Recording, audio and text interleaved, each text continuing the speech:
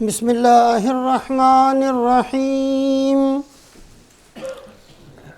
الحمد للہ نحمده ونستعینه ونستغفره ونؤمن به ونتوکل علیہ ونعوذ باللہ من شرور انفسنا ومن سیئات اعمالنا من يهده الله فلا مضل له ومن يضلله فلن تجد له وليا مرشدا أما بعد فقال الله تبارك وتعالى أعوذ بالله من الشيطان الرجيم بسم الله الرحمن الرحيم يا أيها الذين آمنوا لا تخونوا الله والرسول وتخونوا أماناتكم وأنتم تعلمون واعلموا أنما أموالكم وأولادكم فتنة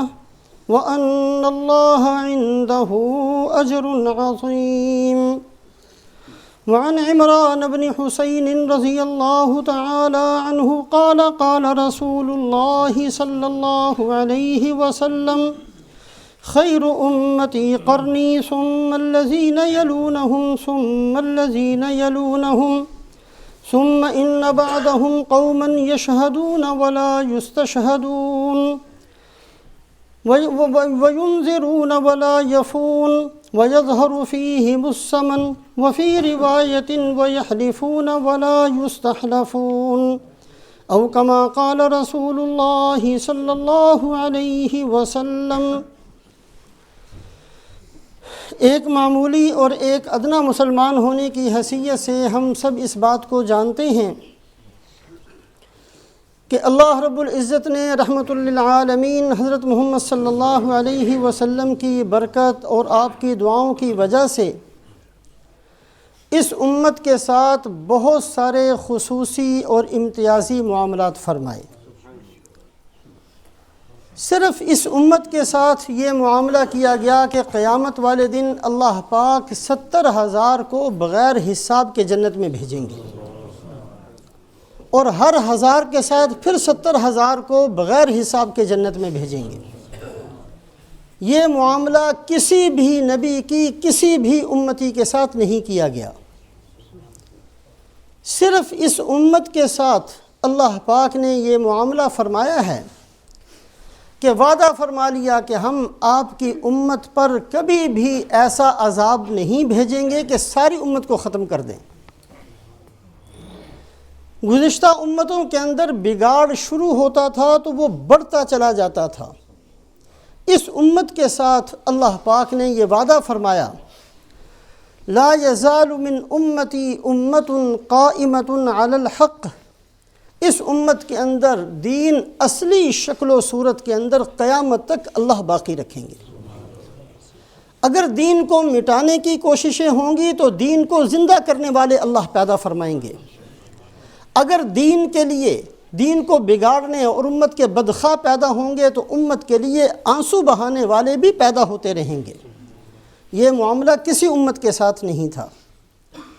بہت ساری اس امت کی خصوصیات میں سے ایک خصوصیت یہ بھی ہے کہ اللہ رب العزت نے قرآن پاک میں 88 مرتبہ یا ایھا الذین آمنوا کہہ کر خطاب کیا۔ تورات کے اندر، انجیل کے اندر، زبور کے اندر، صحف موسیٰ کے اندر، صحف ادریس کے اندر، صحف حضرت آدم علیہ السلام کے اندر جتنے خطابات تھے اللہ صرف نبی کے ساتھ کرتے تھے، امت کے ساتھ نہیں کرتے تھے۔ صرف اس امت کی خصوصیت ہے کہ اللہ پاک نے 88 دفعہ یا ایھا الذین آمنوا یہ بتلانے کے لیے کہ اس امت کا مقام اور مرتبہ دوسرے امتوں سے بڑھ کر ہے، 88 دفعہ اللہ پاک نے براہ راست اس امت سے خطاب فرمایا۔ یہ جو تمام مواقع ہیں یہ بڑے اہم ہیں، اور مفسرین کے نزدیک ان کی بہت خاص قسم کی اہمیت ہے۔ آج کی مختصر سی مجلس کے اندر ان میں سے تقریباً 15 مقامات ایسے ہیں جس میں اللہ پاک یا ایھا الذین آمنوا فرما کر رسول پاک علیہ الصلاۃ والسلام کا حق جو اس امت کے ذمے ہے اس کو بیان فرماتے ہیں۔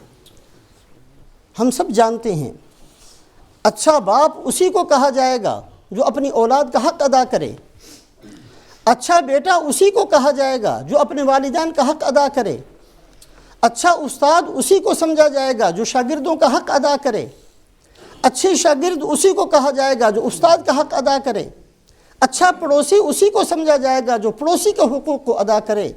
اسی طریقے سے اللہ کا اچھا بندہ وہی سمجھا جائے گا جو اللہ کے حق ادا کرے، اور بہترین امتی اسی کو سمجھا جائے گا جو رحمت للعالمین حضرت محمد صلی اللہ علیہ وسلم کے حقوق کو ادا کرے۔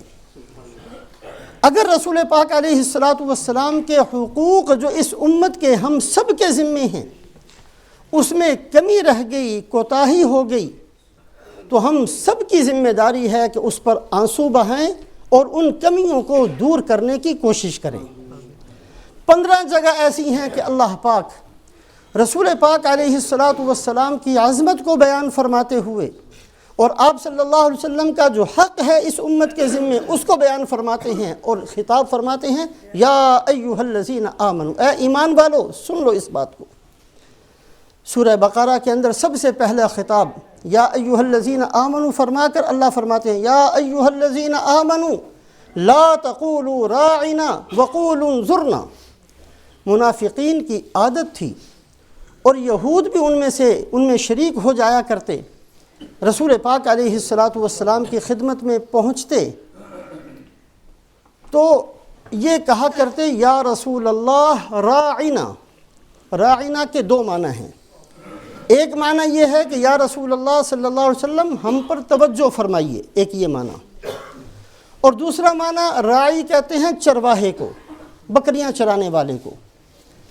زبان سے راعی نہ کہتے، لفظ ایسا استعمال کرتے جس کے 2 معنی ہوں، ایک معنی کے اندر ادب ہے، ایک معنی کے اندر بے ادبی ہے، اور بعض دفعہ ان کی نیت بے ادبی والا معنی مراد ہوتا، لبوں کے اندر مسکراہٹ پیدا ہو جاتی کہ ہم نے کتنا بہترین طریقے سے آپ صلی اللہ علیہ وسلم کی شان میں گستاخی کی ہے۔ اس پر اللہ پاک نے قیامت تک کے لیے امت کو منع فرما دیا کہ رسول پاک علیہ الصلاۃ والسلام کا مقام اتنا اونچا ہے کہ ایسا لفظ بھی استعمال نہ کرنا جس میں شائبہ ہو بے ادبی کا۔ حضرت عروہ ابن مسعود رضی اللہ تعالیٰ عنہ صحابی ہیں، یہ شروع میں سرداران مکہ میں سے تھے، مخالفین میں سے تھے۔ حدیبیہ کے اندر جب رسول پاک علیہ الصلاۃ والسلام احرام باندھ کر 1400 صحابہ کو ساتھ لے کر حدیبیہ کے مقام پر پہنچے ہیں تو مکے والوں نے کہا کہ جی ہم مکہ میں داخل نہیں ہونے دیتے۔ آپ صلی اللہ علیہ وسلم نے حدیبیہ کی جگہ پر قیام فرمایا۔ اب مکے والوں سے بات چیت شروع ہوئی، کبھی کوئی سردار آتے ہیں، کبھی کوئی سردار آتے ہیں، کبھی کوئی آ کر بات کرتے ہیں، اور مختلف انداز سے رسول پاک علیہ الصلاۃ والسلام کے ساتھ اپنی بات کو شروع کرتے ہیں۔ عروہ ابن مسعود فرماتے ہیں کہ میں اس انداز سے بات کرنے کے لیے آپ صلی اللہ علیہ وسلم کی خدمت میں مکے والوں کی طرف سے گیا، اور میں نے جا کر کہا، میری نیت یہ تھی اور یہ الفاظ تھے، میں نے جا کر کہا کہ یا رسول اللہ، اے محمد صلی اللہ علیہ وسلم، یہ جو آپ اتنا بڑا مجمع ساتھ لے آئے ہیں، اپنے اپنے ہوتے ہیں، بیگانے بیگانے ہی ہوتے ہیں، یہ آپ کی قوم کے بندے نہیں ہیں، یہ مدینہ کے رہنے والے ہیں، یہ سہولتوں کے وقت میں اور عافیت کے وقت میں تو آپ کا ساتھ دیں گے، اور اگر کوئی مشکل پیش آ گئی سب چھوڑ کر چلے جائیں گے، کام اپنے ہی آیا کرتے ہیں۔ اس انداز سے بات کرنے کی نیت سے رسول پاک علیہ الصلاۃ والسلام کی خدمت میں مکے والوں کا قاصد بن کر حدیبیہ میں پہنچے، اور وہاں تھوڑی دیر بیٹھ کر واپس آئے، اور آ کر جو رپورٹ پیش کی ہے مکے والوں کے جو بیٹھے ہوئے تھے، پوری اسمبلی بنا کر جا کر کہا کہ او مکہ والوں، میں کسریٰ کے دربار میں گیا، میں کیسر کے دربار میں گیا، میں نجاشی کے دربار میں گیا، میں تمہارا قاصد بن کر بڑے بڑے بادشاہوں کے پاس گیا ہوں، میں نے کسی بادشاہ کے ماننے والوں کو ایسا ادب کرتے ہوئے نہیں دیکھا جو میں نے محمد الرسول اللہ صلی اللہ علیہ وسلم کے ساتھیوں کو دیکھا ہے۔ آپ صلی اللہ علیہ وسلم بات کرتے ہیں، ان کی آنکھیں اوپر کو نہیں اٹھتیں، آپ وضو فرماتے ہیں تو ایک قطرہ پانی کا زمین پر نہیں گرتا، ایک قطرہ پانی کا۔ اس پانی کے قطرے کو لینے کے لیے ایسے جانثار صحابہ ہیں کہ اس کے لیے اتنا آگے بڑھتے ہیں گویا کہ لڑائی ہو جائے گی اور یہ قطرہ مجھے ملنا چاہیے۔ یہ جو ہمارا اندازہ ہے کہ یہ بھاگ جائیں گے، یہ بھاگنے والے لوگ نہیں ہیں۔ یہ وہ بادشاہوں کا دربار نہیں تھا جو میں نے کیسر اور کسریٰ کے اندر دیکھا۔ یہ بڑے ادب والے لوگ ہیں اور یہ وہ بندے ہیں جو ایک اشارے پر جانیں دے دیں گے، لہٰذا تمہیں اپنے بارے میں سوچنا چاہیے۔ حضرت امام مالک رحمۃ اللہ علیہ 4 اماموں میں سے بڑے امام ہیں۔ موطا امام مالک، حدیث کی جو 6 کتابیں ہیں ان میں سے موطا امام مالک وہ کتاب ہے جو سب سے پہلے لکھی گئی۔ امام مالک رحمۃ اللہ علیہ 4 اماموں میں سے واحد امام ہیں جن کی پیدائش بھی مدینہ منورہ میں، جن کی قبر بھی مدینہ منورہ میں۔ حدیث پاک پڑھا رہے تھے اور حدیث پڑھاتے ہوئے چہرے کا رنگ بدل جاتا تھا۔ جب حدیث کا درس ختم ہوا، شاگردوں نے کہا جی آج کوئی چہرے پر بار بار رنگ بدل جاتا تھا، کوئی طبیعت کوئی ٹھیک ہے آپ؟ کہا میری کمر کیا کپڑا اٹھا کر دیکھا تو بچھو نے 17 جگہ پر ڈنک مارا، بچھو نے۔ حدیث کا ادب یہ ہے کہ اپنے آپ کے اندر حرکت نہیں ہونے دی، شور نہیں مچایا۔ حدیث کا ادب ہے، حدیث پڑھی جا رہی ہے، جان جاتی ہے چلی جائے، یہ ادب تھا۔ اس ادب کی وجہ سے دین ہم تک پہنچا ہے۔ با ادب با نصیب، بے ادب بے نصیب۔ رسول پاک علیہ السلام کا حق ہے اس امت کے ذمے کہ بے ادبی کا شائبہ بھی نہ آپ صلی اللہ علیہ وسلم کی ذات بابرکات کے ساتھ ہو، نہ آپ صلی اللہ علیہ وسلم کے اقوال کے ساتھ ہو، نہ آپ کی سنتوں کے ساتھ ہو، نہ آپ کے ارشادات کے ساتھ ہو، نہ آپ کے دین کے ساتھ ہو۔ پورا ادب کا معاملہ کیا جائے، یہ حق ہے رسول پاک علیہ السلام کا۔ تو قرآن پاک کے اندر 15 جگہ ایسی ہیں جہاں اللہ پاک یا ایھا الذین آمنوا فرما کر ایمان والوں کو آپ صلی اللہ علیہ وسلم کے حقوق بتاتے ہیں کہ تمہارے ذمے ہیں آپ صلی اللہ علیہ وسلم کے یہ حق۔ ایک اور جگہ اللہ فرماتے ہیں یا ایھا الذین آمنوا اذا ناجیتم الرسول فقدموا بین یدی نجواکم صدقہ۔ اے ایمان والو، تم میں سے کسی کا ارادہ ہو علیحدگی میں رسول پاک علیہ السلام سے بات کرنے کا، یہ دربار اتنا اونچا ہے، ایسے نہیں آ سکتے، جاؤ پہلے صدقہ خیرات کرو پھر ہمارے محبوب صلی اللہ علیہ وسلم سے آ کر بات کیا کرو۔ صحابہ کنگال، فقیر، کھانے کو کچھ نہیں، اور یہ تنگی کے زمانے کا وقت، ایک صحابی نے عشاء کے بعد سے فجر تک ساری رات کنویں میں سے پانی نکالا مزدوری پر، چند کھجوریں ملی ہیں، وہ کھجوریں جا کر صدقہ خیرات کی اور فجر کے بعد جا کر رسول پاک علیہ السلام سے بات کی۔ آپ صلی اللہ علیہ وسلم کی شان اتنی اونچی ہے کہ بات کرنے سے پہلے صدقہ خیرات کر کے آؤ۔ پھر اللہ پاک نے صحابہ کی تکلیف کی وجہ سے اس آیت شریفہ کے حکم کو منسوخ فرما دیا، لیکن قیامت تک کے لیے امت کو بتا دیا کہ آپ صلی اللہ علیہ وسلم کی شان اتنی اونچی ہے۔ ایک اور جگہ پر اللہ رب العزت فرماتے ہیں یا ایھا الذین آمنوا استجیبوا للہ وللرسول اذا دعاکم لما یحییکم۔ اے ایمان والو، تمہارے ذمے حق ہے رسول پاک علیہ السلام کا کہ جس وقت بھی تمہیں بلائیں فوری طور پر آپ کی خدمت میں پہنچ جاؤ۔ اسی میں تمہارے لیے زندگی ہے، دنیا کی حیات اسی میں، دنیا کی کامیابی اسی میں، آخرت کی زندگی بھی اسی میں ہے۔ حضرت ابی بن کعب رضی اللہ تعالیٰ عنہ کاتب وحی ہیں، وحی لکھا کرتے تھے۔ قرآن کے جو سب سے پہلے چند صحابہ حافظ تھے ان میں سے حضرت ابی بن کعب بھی ہیں۔ حضرت صدیق اکبر رضی اللہ تعالیٰ عنہ نے جب ارادہ فرمایا کہ سارا قرآن جو مختلف صحابہ کے پاس لکھا ہوا موجود ہے اس کو اکٹھا کیا جائے، ایک جماعت مقرر کی، اس میں سے ایک بندہ حضرت ابی بن کعب بھی ہیں۔ حضرت عمر رضی اللہ تعالیٰ عنہ نے اپنے زمانے کے اندر ہر صحابی جو اپنی اپنی علیحدہ علیحدہ تراویح پڑھا کرتے تھے، سب کو ایک جماعت کے ساتھ تراویح پڑھنے کا حکم دیا۔ اس کا جو امام بنایا وہ ابی بن کعب رضی اللہ تعالیٰ عنہ کو بنایا۔ سب سے پہلے جماعت کے ساتھ مسجد نبوی میں نماز تراویح ہوئی ہے تو اس کے امام ابی بن کعب ہیں۔ بیت المقدس فتح کرنے کے لیے حضرت عمر رضی اللہ تعالیٰ عنہ تشریف لے جا رہے ہیں۔ جابیہ ایک جگہ ہے، وہاں جو آپ نے خطبہ دیا ہے حضرت عمر رضی اللہ تعالیٰ عنہ نے فرمایا کہ اے لوگو، آج کے بعد اگر کسی نے وراثت کا کوئی مسئلہ پوچھنا ہو تو زید بن ثابت سے پوچھا کرے، اور اگر فتویٰ پوچھنا ہو تو معاذ بن جبل سے فتویٰ پوچھا کرے، اور اگر قرآن کے بارے میں کوئی بات پوچھنی ہو تو ابی بن کعب سے پوچھا کرے۔ حضرت عثمان رضی اللہ تعالیٰ عنہ نے اپنے زمانے کے اندر قرآن پاک کو کہ کئی نسخے لکھوائے، اس کی جو جماعت کا امیر بنایا وہ ابی بن کعب کو بنایا۔ بہت اونچا مقام ہے۔ رسول پاک علیہ الصلاۃ ایک موقع پر فرماتے ہیں کہ اے ابی مجھے قرآن سناؤ۔ انہوں نے عرض کیا یا رسول اللہ آپ پر تو قرآن نازل ہوا۔ فرمایا نہیں، میرا دل چاہتا ہے کہ اللہ مجھے فرماتے ہیں کہ میں کسی اور سے سنوں۔ کہا جی میرا نام لے کر؟ کہا آپ کا نام لے کر۔ یہ مقام ہے حضرت ابی بن کعب کا۔ یہ نماز پڑھ رہے تھے، ابی بن کعب نماز پڑھ رہے تھے، رسول پاک علیہ الصلاۃ نے آواز دی۔ قرآن جانتے ہیں، سمجھتے ہیں۔ یہ اس آیت شریفہ کا معنی یہ سمجھتے تھے کہ جہاد کے لیے جس حالت میں بلایا جائے فوری طور پر آ جاؤ۔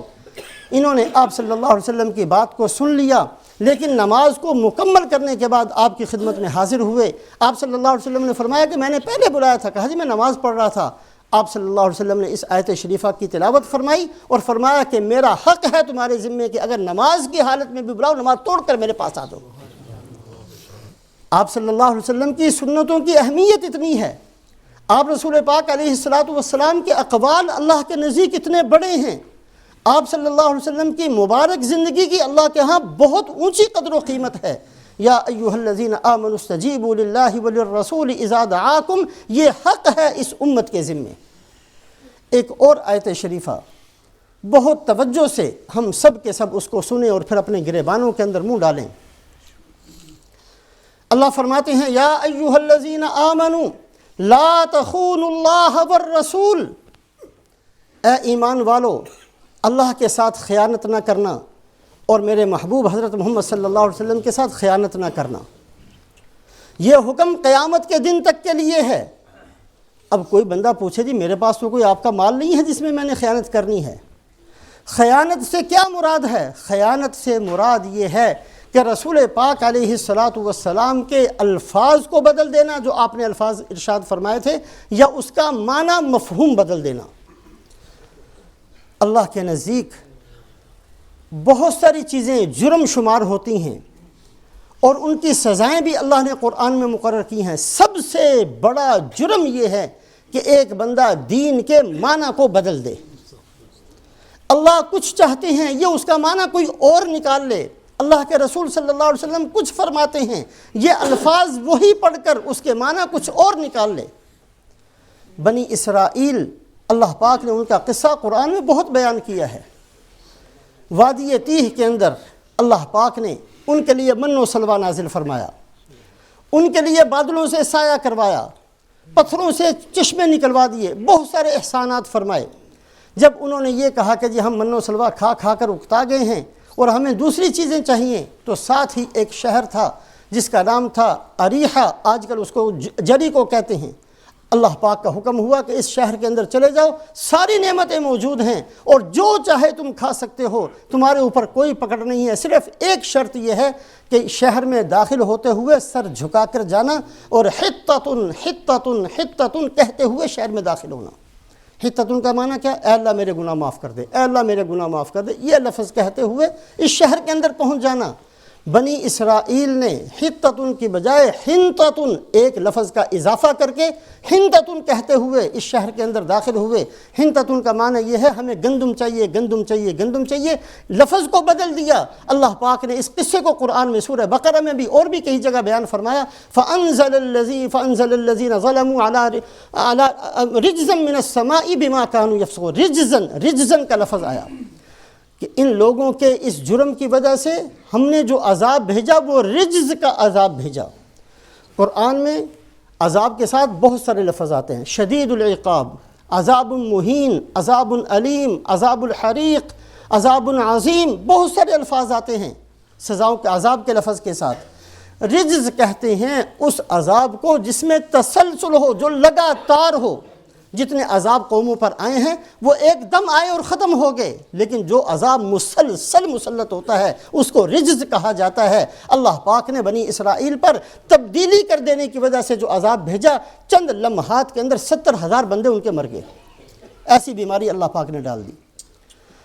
اللہ پاک نے بہت ساری قوموں کو تباہ و برباد کیا، قوم لوط کو ہلاک کیا ہے، قوم عاد کو ہلاک کیا ہے، قوم نوح کو ہلاک کیا ہے، قوم سمود کو ہلاک کیا ہے، لیکن اللہ پاک نے کسی کی صورتوں کو مسخ نہیں کیا، صورتوں کو نہیں بدلا ہے۔ لیکن اصحاب سبت جنہوں نے معنی بدل دیا تھا، اس آیت شریفہ کا جو اللہ پاک نے فرمایا کہ ہفتے کے دن شکار نہ کرنا، انہوں نے اس کا معنی بدل کر اس کو بگاڑنے کی کوشش کی، اللہ پاک نے ان کو بندر اور سور کی صورت میں بدل دیا۔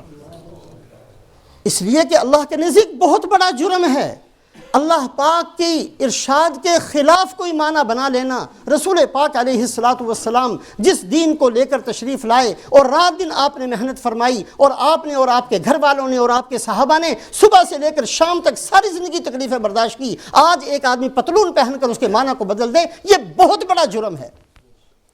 یا ایھا الذین آمنوا لا تخونوا اللہ والرسول، یہ حق ہے رسول پاک علیہ السلام کا، کبھی بھی یہ نہ کرنا کہ اللہ کے ساتھ خیانت کا معاملہ کرو، اللہ کے نبی کے ساتھ خیانت کا معاملہ کرو۔ اللہ کے ساتھ خیانت اللہ کے دین کو بدلنا ہے، اللہ کے نبی کے ساتھ خیانت اللہ کے حدیث پاک کے الفاظ کا معنی بدل دینا ہے۔ آپ صلی اللہ علیہ وسلم نے جو فرمایا کہ میری امت 73 فرقوں میں ہوگی، ایک جنت میں جائیں گے، 72 جہنم میں جائیں گے، یہ 72 کون سے ہوں گے؟ یہ اپنے آپ کو کلمہ پڑھنے والے ہوں گے، لیکن انہوں نے معنی بدلا ہوگا۔ شیخ عبد القادر جیلانی رحمۃ اللہ علیہ نے سب کی تفصیل لکھی ہے۔ کسی نے معنی بدل کر شفاعت کا انکار کیا، کسی نے معنی بدل کر جنت کو کچھ کا کچھ بنا دیا، کسی نے معنی بدل کر جہنم کا کچھ بنا دیا۔ انہوں نے ان الفاظ کے معنی کو بدلا ہے، اس کو بگاڑنے کی کوشش کی ہے، یہ خیانت ہے۔ اور اس امت پر اللہ کا حق، اللہ کے نبی صلی اللہ علیہ وسلم کا حق ہے، لا تخونوا اللہ والرسول، کبھی بھی اللہ کے ساتھ اور اللہ کے دین، اللہ کے رسول کے ساتھ خیانت نہ کرنا۔ 15 جگہ تقریباً ایسی ہیں قرآن میں جہاں اللہ پاک یا ایھا الذین آمنوا فرما کر رسول پاک علیہ السلام کے حقوق کو بیان فرماتے ہیں۔ ایک جگہ اللہ پاک فرماتے ہیں ان اللہ وملائکتہ یصلون علی النبی یا ایھا الذین آمنوا صلوا علیہ وسلموا تسلیما، اے ایمان والو، اللہ بھی رسول پاک علیہ السلام پر درود بھیجتے ہیں، فرشتے بھی بھیجتے ہیں، یہ حق ہے کہ تم بھی اللہ کے نبی حضرت محمد صلی اللہ علیہ وسلم پر درود اور سلام بھیجتے رہا کرو۔ یہ رسول پاک علیہ السلام کی عظمت ہے۔ اللہ نے آدم علیہ السلام کو سجدہ کروایا فرشتوں سے، سارے فرشتے آسمان کے، زمین کے، جہاں جہاں تھے، سب نے ایک وقت میں یہ کام کیے۔ 2 وقت ایسے آئے ہیں کہ سارے فرشتوں نے اپنا کام چھوڑ کر ایک ہی کام کیا ہے۔ ایک جس دن اللہ پاک نے حکم دیا کہ آدم علیہ السلام کو سجدہ کرو، سارے فرشتوں نے اپنا کام چھوڑ کر صرف سجدہ کیا ہے۔ اور ایک جس دن رسول پاک علیہ السلام نے مسجد اقصیٰ کے اندر امامت کی تھی، اس دن سب کو حکم تھا کہ سب آپ صلی اللہ علیہ وسلم کے پیچھے نماز پڑھو۔ سب نے اپنا کام چھوڑ کر آپ کے پیچھے نماز پڑھی ہے۔ اللہ پاک نے سجدہ کروایا تمام فرشتوں سے، خود سجدہ نہیں کیا ہے۔ اللہ ساجد نہیں ہے، اللہ مسجود ہیں، اللہ کو سجدہ کیا جاتا ہے۔ اللہ پاک نے سجدہ نہیں کیا، لیکن درود، اللہ کے نبی پر رحمتیں بھیجنا، اللہ فرماتے ہیں کہ تمہیں حکم دے رہا ہوں، میں خود اپنے نبی صلی اللہ علیہ وسلم پر درود بھیجتا ہوں، تم بھیجتے رہا کرو، درود بھیجتے رہا کرو۔ علامہ جزولی رحمۃ اللہ علیہ دلائل الخیرات ایک کتاب لکھی ہے جس میں مختلف الفاظ کے ساتھ درود شریف لکھا ہے۔ کہیں تشریف لے جا رہے تھے، راستے میں دیکھا ایک کنواں ہے، نماز کا وقت تھا، جلدی سے تشریف لے گئے کہ وضو کر کے نماز پڑھنی ہے۔ وہاں دیکھا تو کنواں تو ہے لیکن ڈول اور رسی نہیں ہے، اور ساتھ کہیں کوئی بندہ بھی نہیں نظر آ رہا۔ نماز کا وقت تنگ ہو رہا ہے، یہ بڑے پریشان ہیں کہ کس طریقے سے اس کا پانی نکال کر وضو کیا جائے۔ اتنے میں دیکھتے ہیں کہ ایک بچی آئی کہیں قریب کے گھر سے، جب اس کنویں کے پاس پہنچ کر کنویں کی طرف دیکھتی ہے، پانی اوپر آ گیا۔ یہ بڑے حیران ہوئے کہ یہ ہے تو بچی، اس کا کیا عمل ہے اور کیا کتنی مقبول ہے اللہ کے نزدیک کہ اس کے منڈیر پر پہنچتے ہی پانی اوپر آ گیا۔ اس نے اپنا وضو کیا، پانی لیا، جو اس نے کرنا تھا وہ جانے لگی، کہنے کہ بیٹی بات تو سنو، آخر کیا عمل ہے تمہارا کہ اللہ کا ہے اتنا مقام کہ پانی خود بخود اوپر آ گیا؟ کہا کہ میں درود شریف بہت کثرت سے پڑھتی ہوں۔ اس پر علامہ جزولی رحمۃ اللہ علیہ نے پھر دلائل الخیرات لکھی، اور اللہ پاک نے اس کو ایسا قبول فرمایا کہ جب ان کا انتقال ہوا ہے تو 77 سال کے بعد کسی وجہ سے ان کی قبر کھل گئی، تو 77 سال کے بعد ان کا جسم بالکل ایسے تھا جیسے آج دفن کیا گیا۔ درود شریف کا اہتمام کرنا۔ علامہ عز الدین ابن عبدالسلام بہت بڑے اللہ والے بزرگ گزرے ہیں، وہ فرماتے ہیں کہ درود شریف پڑھنا یہ آپ صلی اللہ علیہ وسلم کو ایصال ثواب کی نیت سے نہیں ہے۔ کوئی یہ نہ سمجھے کہ میں ایصال ثواب کر رہا ہوں، یہ اس سے آپ کے درجات بلند ہوں گے، معاذ اللہ، اس کے لیے نہیں ہے درود شریف۔ درود شریف ہے کیا چیز؟ علامہ عز الدین ابن عبدالسلام فرماتے ہیں کہ اصل مسئلہ یہ ہے کہ اللہ حکم دیتے ہیں کہ اپنے محسن کے احسانات کا بدلہ دو۔ ہر محسن کے احسان کا بدلہ ہم دے سکتے ہیں، لیکن جب باری آئی رسول پاک علیہ الصلاۃ والسلام کی تو احسانات اس قدر اونچے اور اس قدر زیادہ ہیں کہ ہم عاجز ہیں کہ ہم بدلہ دینا چاہیں تو کیسے دیں؟ تو اللہ پاک نے ہمارے عاجز ہونے پر رحم فرما کر یہ ہمیں درود شریف کی تلقین کی کہ تم یہ پڑھ لیا کرو، بدلہ میں اپنی طرف سے دے دوں گا۔ درود شریف کا اہتمام کرنا، اور اس کے بہت سارے الفاظ ہیں، ان سارے سب سے بہتر درود ابراہیمی ہے، لیکن مختلف الفاظ کے ساتھ بھی آپ صلی اللہ علیہ وسلم کی ذات بابرکات پر کثرت کے ساتھ درود شریف پڑھتے رہنا چاہیے۔ بہرحال قرآن پاک کے اندر 15 آیات شریفہ ایسی ہیں جس میں اللہ پاک یا ایھا الذین آمنوا کہہ کر خطاب فرماتے ہیں، اور رسول پاک علیہ الصلاۃ والسلام کے مختلف حقوق جو اس امت کے ذمے ہیں ان کو بیان فرماتے ہیں۔ ایک بات خاص طور سے سامنے رکھی جائے، اللہ پاک قدردان بہت بڑے ہیں، بہت قدر کرتے ہیں۔ چھوٹی موٹی ٹوٹی پھوٹی جو چیز اللہ کے دربار میں اخلاص کے ساتھ پہنچ جائے اللہ بڑھاتے ہیں، قدر کرتے ہیں۔ یہ قدر ہی ہے اللہ پاک کی، من جاء بالحسنہ فلہ عشر امثالھا، ایک نیکی لے کر آؤ 10 کے برابر اجر دوں گا، یہ قدر ہے، یہ قدر ہے اللہ پاک کی طرف سے۔ اللہ فرماتے ہیں کہ جو آدمی میری طرف ایک بالشت چلے گا میں 2 بالشت اس کی طرف چلوں گا، یہ اللہ قدر فرماتے ہیں۔ جو ایک ہاتھ چلے گا میں 2 ہاتھ چلوں گا، من اتانی یمشی اتیتہ ہرولۃ، چل کر آؤ گے دوڑ کر تمہاری طرف متوجہ ہوں گا۔ ایک حدیث قدسی میں فرمایا جب میرا بندہ یا رب کہتا ہے تو میں لبیک کہہ کر جواب دیتا ہوں۔ یہ ساری قدردانی ہے، اللہ قدر بہت کرتے ہیں، لیکن اللہ پاک بے نیاز بھی بہت ہیں۔ قدر کا مطلب یہ نہیں ہے کہ ہم کفر بھی لے جائیں تو اللہ قبول کر لیں، ہم شرک بھی لے جائیں تو اللہ قبول کر لیں، اور ہم جو چاہیں بکواس کرتے رہیں وہ سب کا سب قبول کر لیں، یہ قدر نہیں ہے۔ قدر بہت فرماتے ہیں، صحیح چیز تھوڑی سی بھی لے کر جاؤ بڑھاتے رہتے ہیں۔ ایک کھجور کے دانے کے برابر صدقہ کرو گے، حدیث پاک میں فرمایا فَإِنَّ اللَّهَ يَتَقَبَّلُهَا بِيَمِينِهِ، اللہ دائیں ہاتھ سے قبول فرماتے ہیں، پھر اللہ اس کو بڑھاتے ہیں۔ جب اللہ کے پاس پہنچو گے وہ کھجور کا دانہ احد پہاڑ کے برابر ہو چکا ہوگا۔ قدر بہت فرماتے ہیں، لیکن اللہ پاک بے نیاز بھی بہت ہیں۔ من شاء فلیؤمن ومن شاء فلیکفر، جس کا دل چاہتا ہے مسلمان ہو، جس کا دل چاہتا ہے ہو جائے کافر، کوئی پرواہ نہیں ہمیں، یہ اللہ کی بے نیازی ہے۔ اللہ پاک اسی کی قدر کرتے ہیں جو اللہ کی طرف چلتا ہے، جو پہل کرتا ہے، جو لینا چاہتا ہے، جو اللہ سے مانگتا ہے، اس کی قدر کی جاتی ہے، اور جو ہاتھ چھڑا چھڑا کر بھاگتا ہے اللہ اس کی کوئی پرواہ نہیں کرتے، بے نیاز ہیں۔ اسی طریقے سے رحمت للعالمین حضرت محمد صلی اللہ علیہ وسلم کی شان بھی بالکل ایسی ہے، بہت قدر فرماتے ہیں، بہت مہربان ہیں اپنی امت پر، عزیز علیہ ما عنتم حریص علیکم بالمؤمنین رؤوف الرحیم، یہ ساری شانیں ہیں رسول پاک علیہ الصلاۃ والسلام کی۔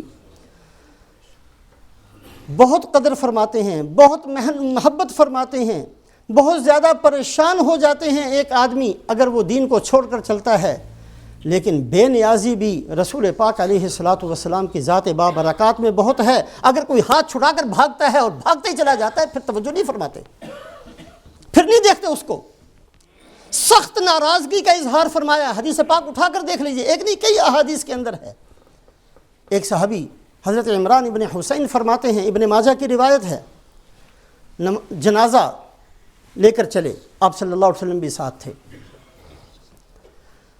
بعض صحابہ نے جنازہ لے جاتے ہوئے اپنی چادریں اتار کر پھینک دیں۔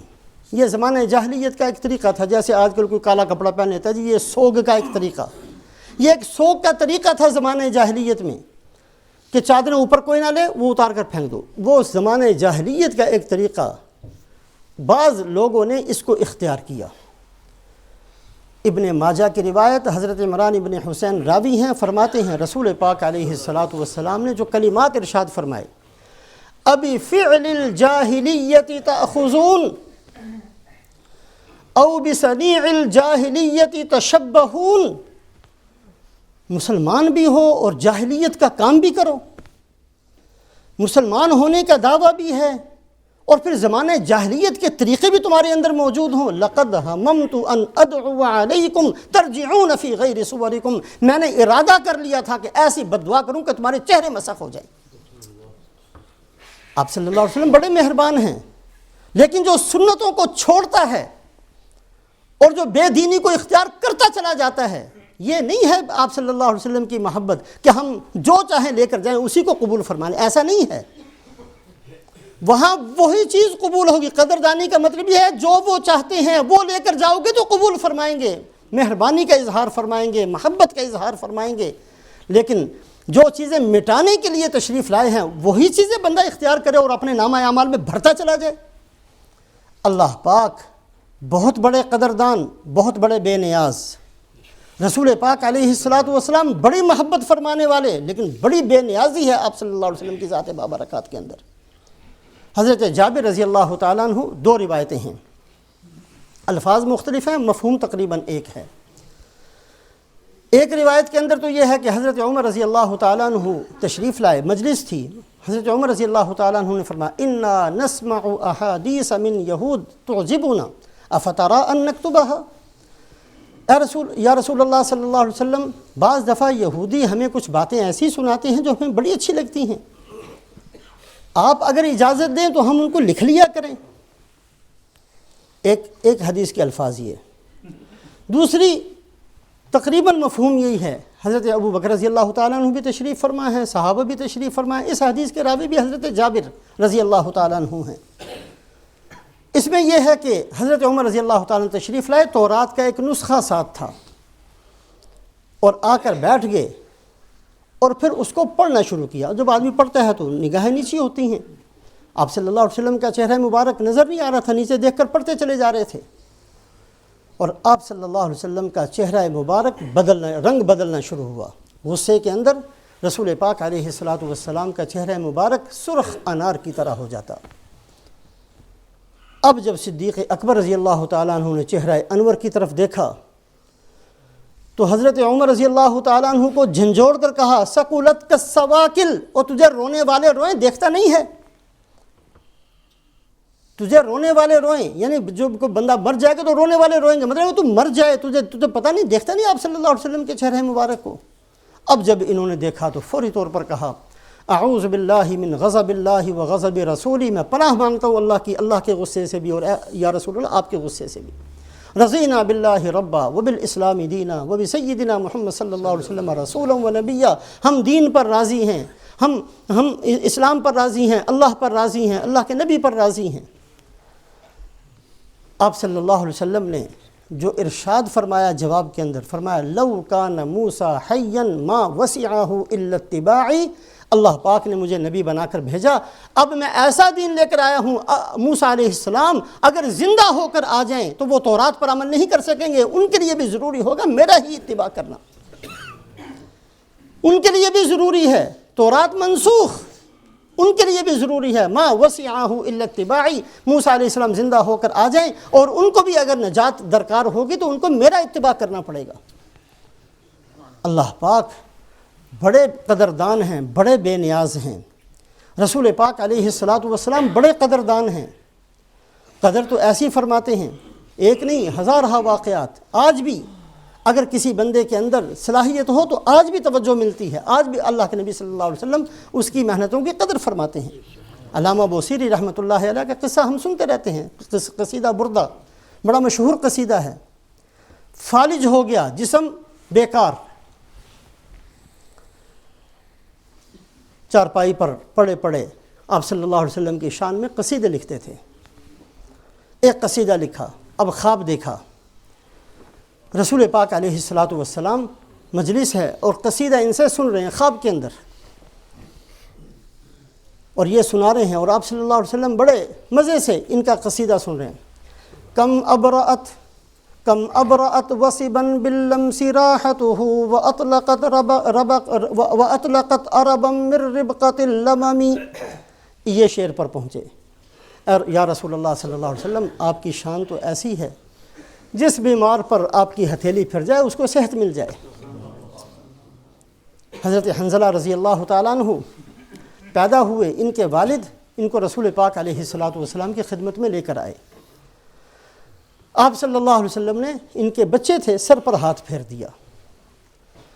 جب تک یہ زندہ رہے لوگ ان کے پاس بیماروں کو لے کر آتے اور یہ اسی جگہ پر اپنا ہاتھ رکھ کر کہتے بسم اللہ علی موضع کف رسول اللہ صلی اللہ علیہ وسلم، اس کے اوپر ہاتھ پھیر دیتے، اس کو صحت مل جاتی۔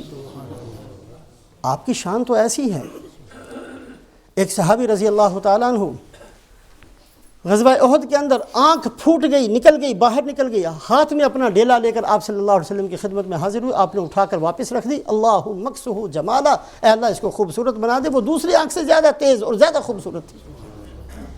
ایک صحابی رضی اللہ تعالیٰ نے آ کر کچھ اشعار سنائے، آپ صلی اللہ علیہ وسلم نے فرمایا لا فض فاک، یہ زمانہ جاہلیت کے اندر کسی کو دعا دی جائے، جیسے آج کل کہتے ہیں تمہیں تیری 5 انگلیاں گھی میں، ایک محاورہ تھا کہ تیرے دانت کبھی نہ ٹوٹے۔